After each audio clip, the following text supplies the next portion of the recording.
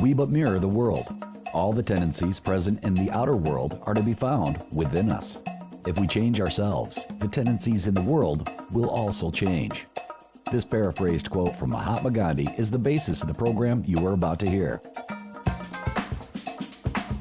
I'm Daedalian, and this is Shining Stars, a program dedicated to searching out and bringing attention to individuals and organizations that are fostering positive change within our community and within our world.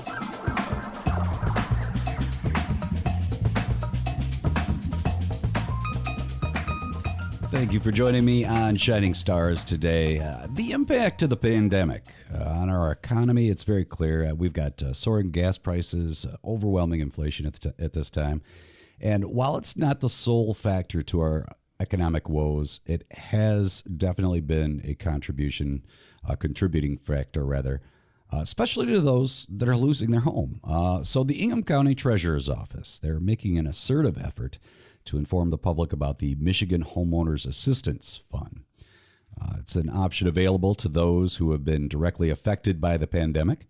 And to explain that in a little bit more detail, because this is way outside of my wheelhouse, joining me in the studio today is Ingham County Treasurer Alan Fox. Alan, welcome to the show. Thank you very much. Glad to be here. I appreciate you coming in and taking the time and to talk about this. Again, like I said, this is outside of my wheelhouse.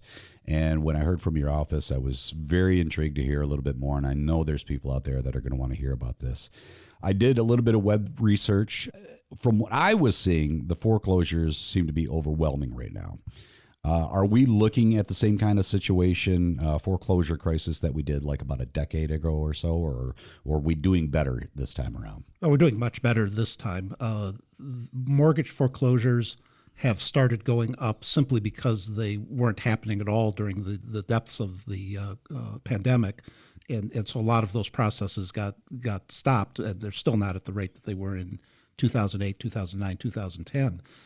Our office deals with tax foreclosures, which is an entirely different process. Sure. And different, although the people in need overlap very heavily. Mm-hmm. And the contrary to what we all might expect under the circumstances, tax foreclosures have been going down for many years and continue to go down through the pandemic. And we've got fewer foreclosures this year than either of the past 2-3 years during the pandemic. Mm-hmm. Now, a lot of that is because we've brought resources into the community, federal resources, and the MHAF, Michigan Homeowner Assistance Fund, is one of those, to help people pay taxes, pay utility bills, pay other homeowner expenses that they have not been able to cover because of issues having to do with the pandemic. Okay, so we're talking very tax specific here. And I would imagine that sometimes people don't really know where to go or what to do when they're getting in this situation. And of course, part of the reason that your office reached out to me is that you're making an outreach effort. How and why are you exactly doing this? So the county treasurer in every county in Michigan is required to try to collect delinquent property taxes. Okay. And the final authority that the treasurer has if taxes aren't paid is to foreclose property. Okay. And so our thought in our office, and this goes back many, many years, it's not just since I became treasurer, is that our duty is to collect taxes, not to foreclose on people. And so we have an office with 4 people. It's our largest unit in the treasurer's office that largely deals with preventing foreclosures. Mm-hmm.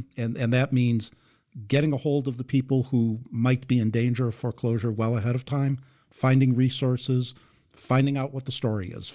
Everybody has a different set of circumstances, and there's no one-size-fits-all to the sort of relief that you can bring. In the end, if all else fails, foreclosures do have to take place, and we try to restrict them to vacant property that nobody wants, property that's falling apart, right, that nobody can support anymore. There's certainly the image of county treasurers, kicking grandma out of her house. We don't do that, and nobody else in the county that I know does. But it's an image that exists there. Sure. I'm sure there's a political cartoon somewhere that's there that's are got many that of going. them, and so we try to find people the resources, and we have staff devoted to doing that. Okay. What the federal government did was provide coronavirus relief money because of the economic effects of the pandemic. And those affect people who own their homes in a lot of different ways. As I said, property taxes is what we see. But we know when we see somebody who's having trouble with property taxes, they're having trouble with other issues as well. They're not paying utilities. They're not paying other fees that they need to pay.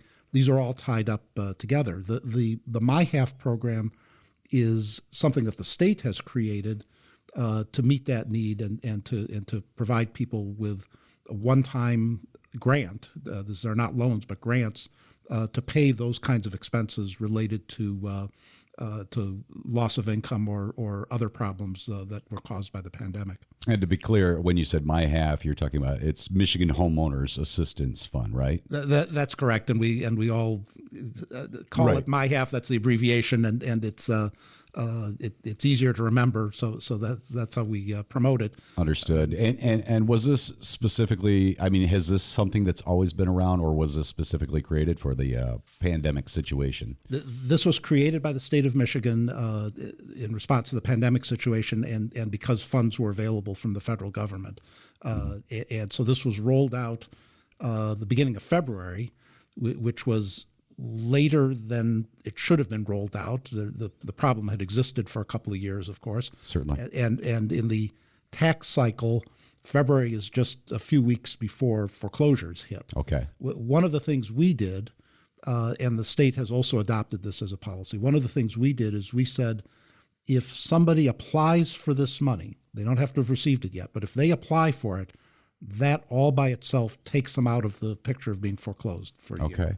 Okay. And so we've insisted on that, and we've actually, as recently as a couple of weeks ago, took a case where a property was being foreclosed and reversed the foreclosure because the owner finally got their application in. I've been in office for 3 months. The second day I was in office, I was knocking on doors of people who had been foreclosed a week earlier and giving them my card and saying, sign up, fill this out, Please, get a form, yes. get us a number. And we took 9 or 10 people out of foreclosure just as a result of doing that. Put you right to work, didn't they? They did, and it was raining too. But, it had to be done. You never know how best to reach people, and sometimes the only way you can reach people is we send mail, we do phone calls. Sometimes the knock on the door is what it takes to get people going, and we're willing to make that effort. It's important to make that effort. Again, we're not trying to kick people out of their homes. We're trying to keep them in their homes, but we need to make sure they take advantage of the resources that are available. What does someone need to qualify for the MHAF program? The application is an online application. Okay. And like a lot of online applications, the people who design it say, well, everybody's got a computer. This will work pretty well. You scan this, you do that, you fill out. Not necessarily. And what we discovered pretty quickly were a couple things about that. And a lot of people did fill it out themselves, Sure. or fill it out with some phone assistance. But we discovered two things. One is not everybody has the equipment. For a lot of people, access to the internet is their phone, and you can technically do it with your phone, but it's a bad idea. It's not going to work very well. Right. And the second is, it's like a lot of other processes. You get started on it, you hit a spot where there's a question, you're not sure what the answer is, you need to talk to somebody, and you stop, and life happens, and you don't get back to it. And Okay. so we're looking for ways of getting people through those barriers, and we're doing that with a couple of local organizations that have some background on this. Capital Area Housing Partnership, or CAP, even before we started getting involved, already had a state contract to be the body that assists local people in applying for these grants, and they are the ones that people call to get talked through it. But even they can't help everybody if people have those kinds of barriers to computer access, or are not willing to sit through it without somebody standing there and saying, no, you're almost there. Right. That encouragement, Right. very, very important. Yeah, and as a part of the effort, from my understanding, you've been doing these sign-up events. I think you already had one. You've got one taking place this weekend. Probably too late for anybody to get on board for that, but you've still got yet another opportunity coming up. Is that correct? That's right. When we started looking at this problem, the thing that occurred to us was if you wanted to get people in a place where there's computer equipment, the libraries of the Capital Area District Library were the place to do that. I mean, that's where people who have low incomes, low resources, typically go when they need computer access. Certainly. And the resources are there, the locations are there. It's a place where we could put people from Capital Area Housing Partnership to talk people through and get them through the process. So we've got 3 options scheduled. One has already been held at different branches of the Capital Area District Library to take advantage of the equipment that they have and to have the staff available there to help people through the process. One of them is Saturday, July 16th at the downtown library, Which from 10 to 2. With the first airing of this, I think they'd have a little bit of time, but probably a little bit late for that. But you've got one coming up in August. Yeah, and there's no requirement that you sign up in advance. Walk-ins are accepted. Okay. So I want to encourage people, if anybody does hear this and they're You can still bearing head down on out the door. Saturday, Yeah. do it. It's 10 to 2, and it's a Saturday, and I know people think, wow, nobody's working. I know lots of people who are in financial trouble do work Saturdays 10 to 2. So that's a good time for some people, not for everyone. On August 1st, we'll be doing the same thing at the Foster Library on North Foster Avenue in Lansing from 3 to 7 p.m. So that people who have daytime responsibilities can get there early evening and go through the same assistance. And so I want to encourage anybody that this is very convenient for people on the east side. The east side of Lansing is a place that has a lot of housing where people are struggling to get by. And this is an opportunity on August 1st to come to the Foster Library and get some help with the program, get signed up, and find out what other resources are available, because there are other things that are other organizations that are trying to help out.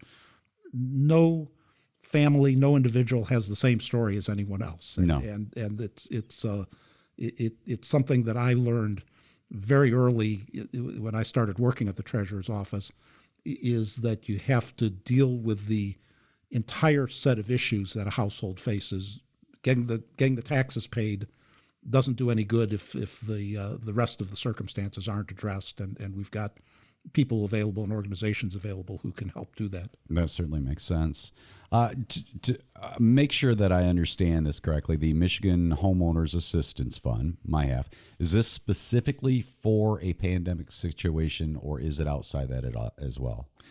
There's a requirement that somebody who applies say that they lost income or had unusual expenses because of the pandemic. Okay. That's the qualification that's related to the pandemic. Okay. I don't know of anybody who is in financial difficulty, even if they were in financial difficulty for 10 years before the pandemic, who can't say that the pandemic somehow has affected them. Didn't affect them somehow. Certainly. So that's a requirement, because it is coronavirus relief money from the federal government. Okay. That's a requirement that they do that. And the eligibility is actually much broader than other homeowner assistance programs. People who live in trailer parks can qualify. People who are paying taxes but are on a land contract can qualify. There may be some additional hoops to jump through. That's why it helps to have the people there to explain it. But there's no requirement that a person necessarily have a deed to the property. That's helpful. That's the usual circumstance. But there are other forms of ownership that are recognized by the state as making someone eligible. And again, it's not just property taxes that can be covered for this. A particular household is eligible for up to $25,000 in assistance, and that can include utility internet access payments. That's regarded as critical.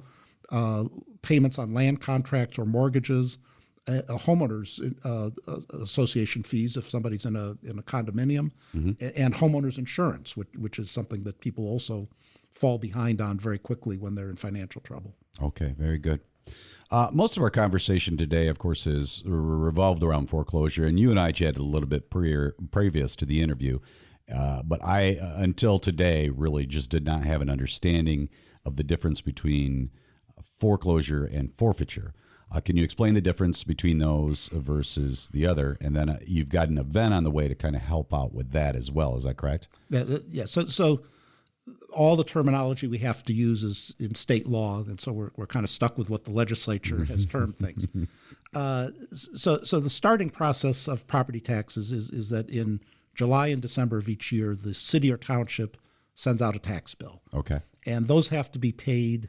There are a bunch of different deadlines, but for our purposes, the real deadline is the following March 1st. Very good. March 1st, if they're not paid, they are turned delinquent, and that's where the county steps in.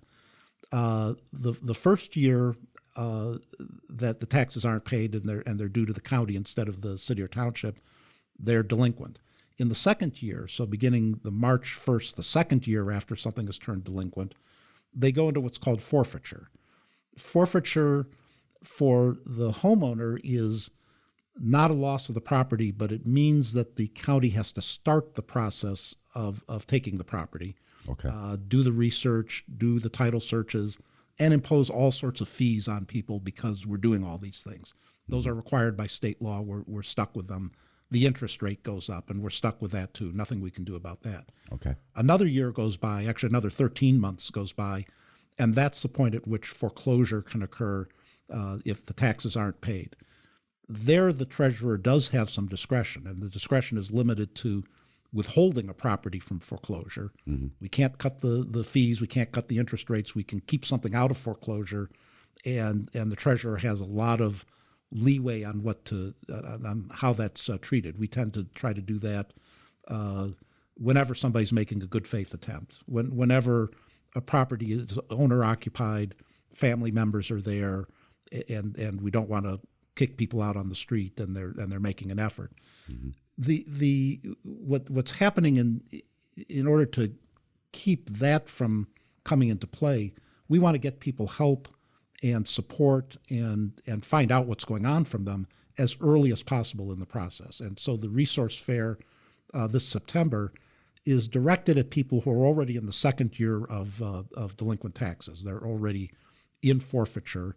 So that means they owe not just the 2021 taxes, but the 2020 taxes as well. So they're in danger of going into foreclosure in 6 months later, in March of 2023.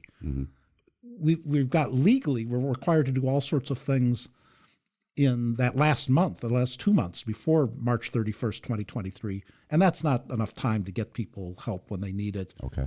And so what Ingham County has pioneered, and I don't think any other county does that, is something that we call a resource fair, and we actually call it a pre-publication hearing. It's not a judicial hearing. Frankly, we make it look like one so it gets people's attention and gets them in the door. And we have there a whole host of resources, people in the community who have dealt with foreclosure issues from all the different angles and can provide the particular assistance that a particular person needs. This includes Case Credit Union, which will make home equity loans to people who owe taxes and are otherwise qualified to get loans. It includes Capital Area Community Services, which does what they call financial literacy training, where they work people through budgeting, coping with all the other financial issues that are involved. We have legal services there. We're running into an increasing number of situations where the problem is that the recorded owner of the property has passed away, and the heirs to the property haven't done the proper paperwork and need some help. And so we find that sort of help. Lots of other options. You mentioned something real briefly in there that I kind of wanted to expand on. Of course, you're Ingham County, but this is an option for anybody anywhere. A lot of the stuff we're talking about, right? Not necessarily these sign-up events, but somebody in Eaton County, per se, would be able to reach out to their treasurer and say, hey, I need assistance, correct? That's correct. And that's actually the first thing I should have emphasized before talking about the events. And this is common to every treasurer in the state. Okay. If you're in trouble on taxes, on property taxes, call the county treasurer, talk to somebody. All of us have people who are working on this. In Ingham County, we have a larger office than most. We're a larger county than most. Okay. But every county treasurer in the state has the same commitment to keeping people out of foreclosure, to finding resources. A lot of the organizations we deal with are regional organizations, so that although we put on events and get them there, they're also serving people outside of Ingham County. Actually, our library program, the first one we did was not that far from Waverly Road, and one person came in from Eaton County, and that was fine. We were very happy to help them out. That is great to hear. And Capital Area Housing Partnership is working with people, I think, in a 4-county region. So yeah, all the local organizations are not specific to Ingham County, and anybody in Eaton or Clinton County or any other county in the area should call the county treasurer's office, find out who to talk to, find out what the resources are, and they'll get assistance. Very good. Attending the events, not necessarily possible for everybody. So where would people go to find more information, resources on the things that we've been talking about, your community partners, websites, anything like that? Well, look at the Ingham County Treasurer's website. We have some of the resources there. Call us. We're at 517-676-7220. We have 4 people on staff who do nothing but foreclosure prevention and foreclosure-related work. But anybody who answers the phone can at least get somebody started and get them pointed in the right direction. Everybody on our staff deals with these issues, can answer basic questions, and it's our highest priority in the office to help people out, make sure that we've got the contact, make sure that we've got somebody to talk to keep them out of foreclosure. The earlier you call, the better. Resources are available. Explanation of the process is available, because the process is complicated and has terminology that nobody understands. And the whole forfeiture versus foreclosure one is a stumper for a lot of people. Good. I'm glad to know I'm not alone. Get that all the time, and so everybody on our staff is prepared to at least get started with somebody on helping out with the issues, and then refer them to an appropriate person. Very good. And anybody listening to the broadcast portion of this on the podcast, I will have a lot of the information that Alan laid out available for you on the podcast as well. I think we covered just about everything. Was there anything that we missed? No. The critical thing is, if you have difficulty with paying property taxes, call, get help wherever you are in the state. Call, get help. The help is there. I've gone to county treasurers' conferences. There are county treasurers with a wide variety of political beliefs. And it's astonishing that all 83 of the county treasurers have the same belief in keeping people out of foreclosure. Very good. We don't want people's property. We don't gain any benefit from it. The community is much better off if people who own the property stay there and can improve their financial circumstances. Essentially, the treasurer's office is nothing to fear. It is not, and unfortunately, we're put in the position where we're the ones sending out the creepy notices. But call us. You use a notice as a reason to call us. The phone number's on the notice.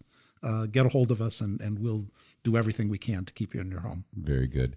Our conversation was a little bit different than what I normally do here on Shining Stars. It was more straightforward, informational. I knew that. But that does not give you the opportunity of leaving without answering the conceptual question for Shining Stars. Here's your question today, Alan. If you had the ability to snap your fingers and put one thought in the collective consciousness of the entire human race at the same time, what would that thought be? Well, everything that we're doing doesn't matter very much if we don't have a planet to live on.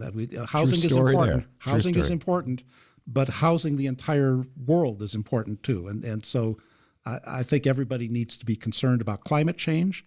I think that's going to make all the good that everybody does, and it's not just what we do, it's what 1,000 organizations in the area do for various purposes. None of that's going to matter if we don't start cooling the planet down and look that far ahead and make that work. All right. Very good. I completely and wholeheartedly agree with you. So we're definitely on the same page with that. Alan, thank you very much for coming in and talk with me today. Thank you for letting me reach your listeners, and appreciate the time. Remember, we can all contribute something good to this world, no matter how big or small. A simple smile, a friendly gesture, that's all it takes to expand the power of positivity 1 inch further. I encourage you to find your shining star within by being the change you want to see. Thanks so much for listening to Shining Stars and, of course, sharing your time with me today. I'm Daedalian, and you can listen to this episode of Shining Stars on demand, along with other LCC Connect programs at lccconnect.org.